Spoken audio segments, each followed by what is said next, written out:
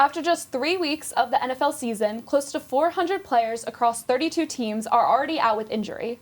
Some notable names are Jordan Love, Isaiah Pacheco, Tua Tagovailoa, and A.J. Brown. As the game continues to grow, injuries are becoming a real problem, and we're here to analyze some of the rule changes and safety measures within the NFL. Welcome back to Penn State Sports Night. I'm Mary Kate D'Ambrosio alongside Jenna Wissman and Hudson Hvizdak.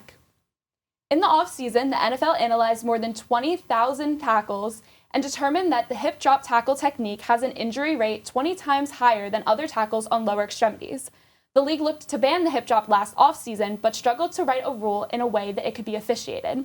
There are now plans to just give out fines. So, Hudson and Jenna, what are your opinions? Because players who have been doing this hip drop tackle, they're kind of like it's an instinct for them whenever they have that just second to make that play.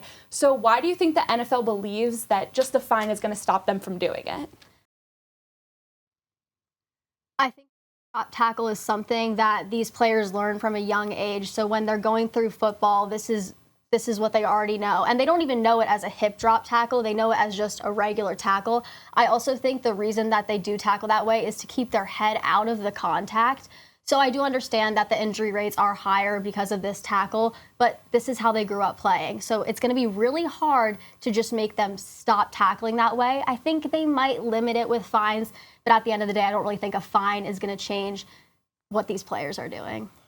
I believe on one side of the fence, yes, it could make them more wary about the consequences of how they are tackling.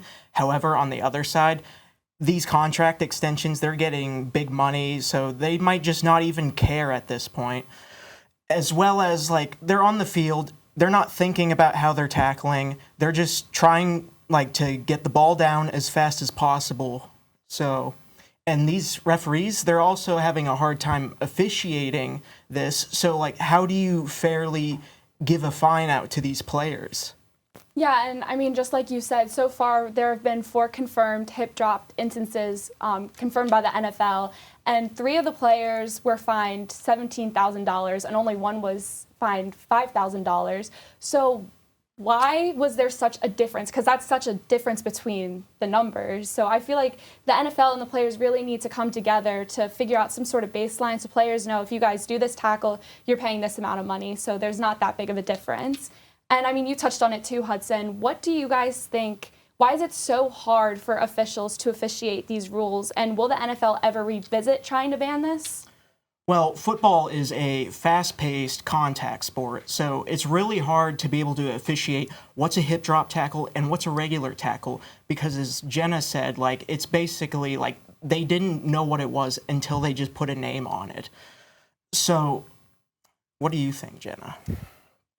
I think that they put a name on it, and it's going to be really hard for officials to officiate this because it looks like a normal tackle, like you said, and this is going to upset a lot of fans. If this is the deciding factor in a huge game and your team loses because of this penalty, a lot of fans are going to be really upset, especially because referees already get enough hate already with what they're doing. So, and players don't even like this rule. So I think it's going to be really controversial. Yeah, I mean, just like you said, it's so hard to be an NFL ref to begin with. And then just imagine adding on trying to make that controversial play, especially at the home team. They're going to get a lot of hate for that.